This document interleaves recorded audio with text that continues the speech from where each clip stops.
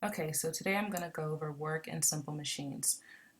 So far, we've looked at the vocabulary, we've done some calculation problems just to kind of get an idea of what to expect with this unit or this part of the unit. We've looked at force and that force is a push or pull. We talked about motions. Now we're just going to take and combine force, motion, work, and simple machines together and see how all of these concepts are connected.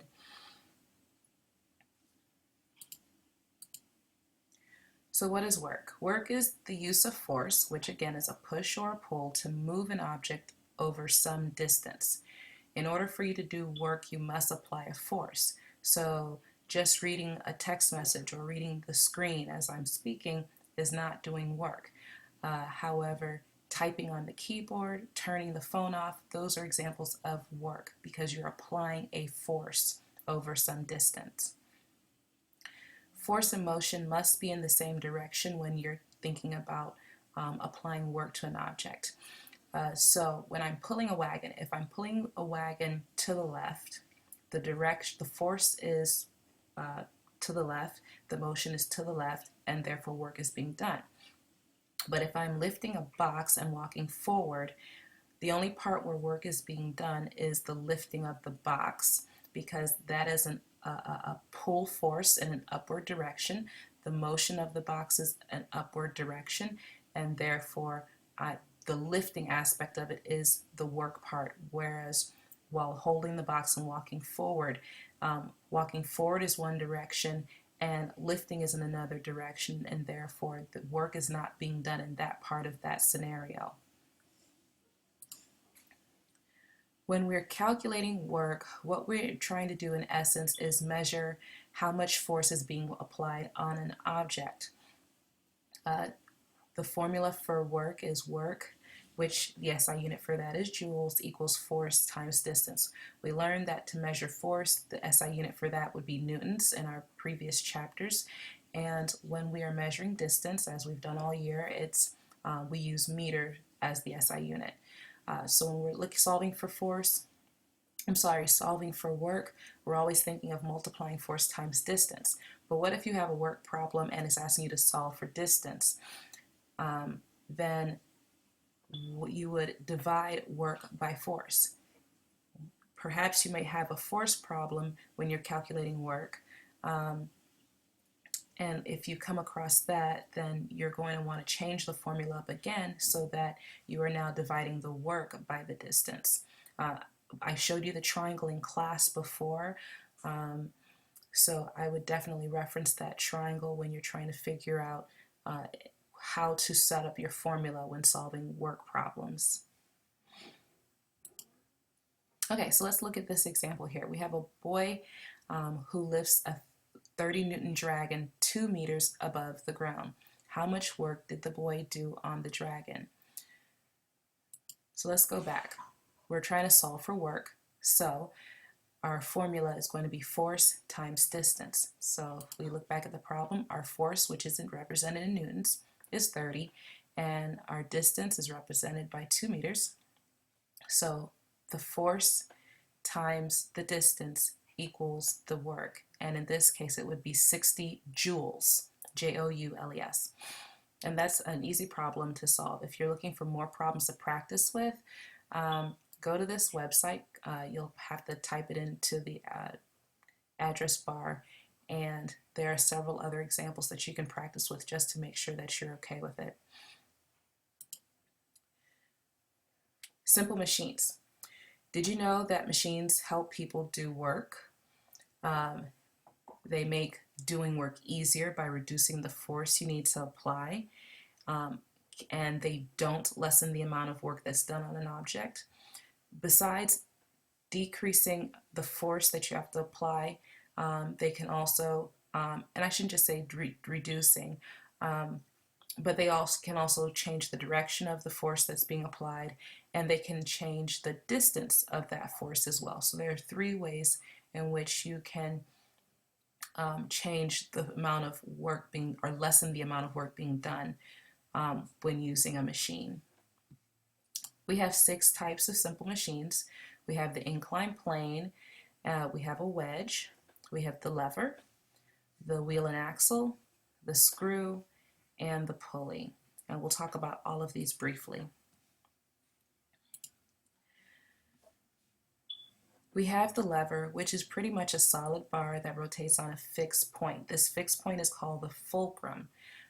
Levers multiply the input force, and going forward I'll represent that with IF.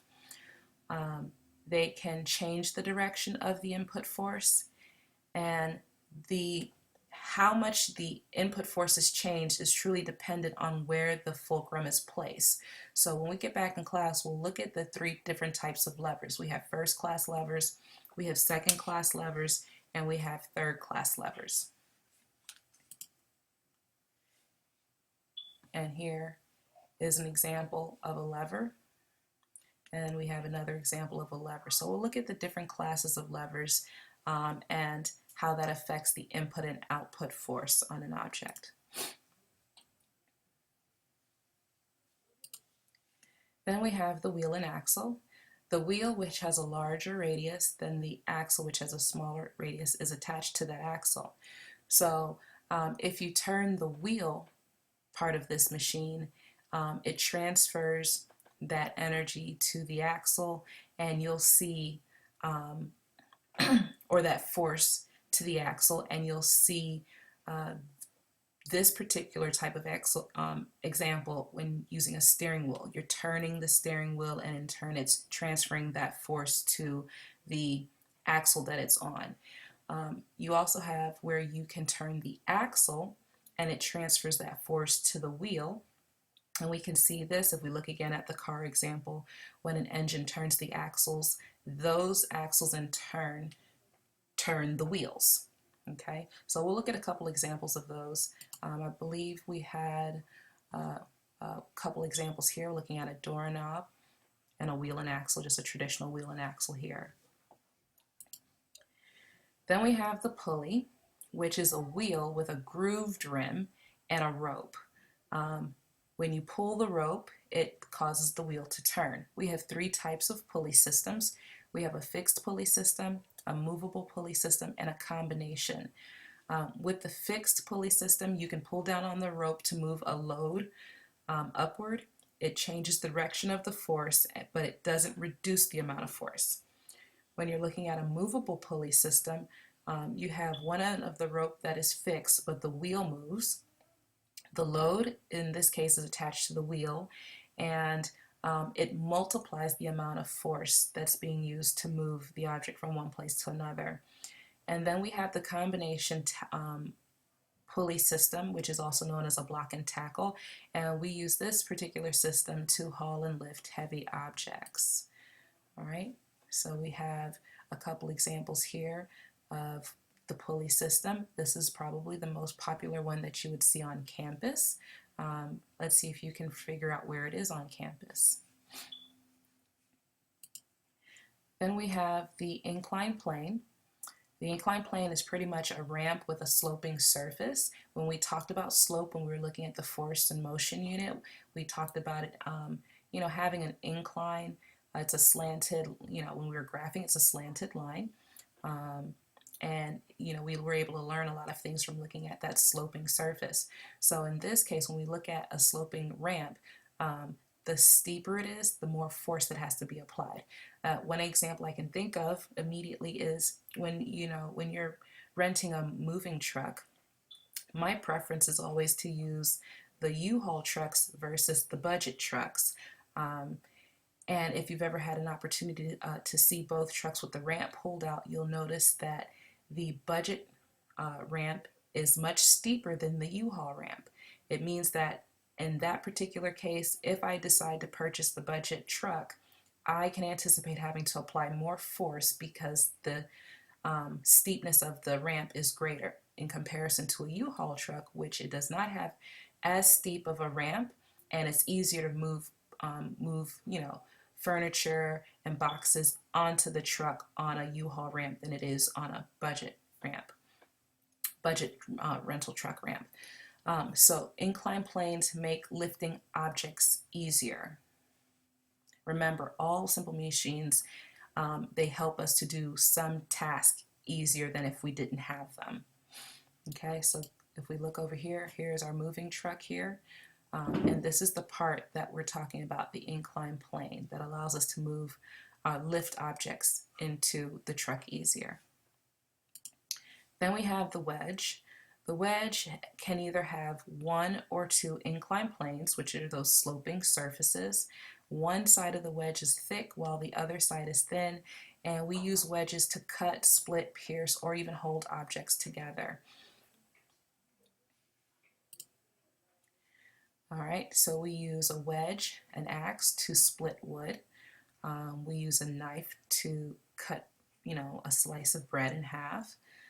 We also use a wedge to hold the door open.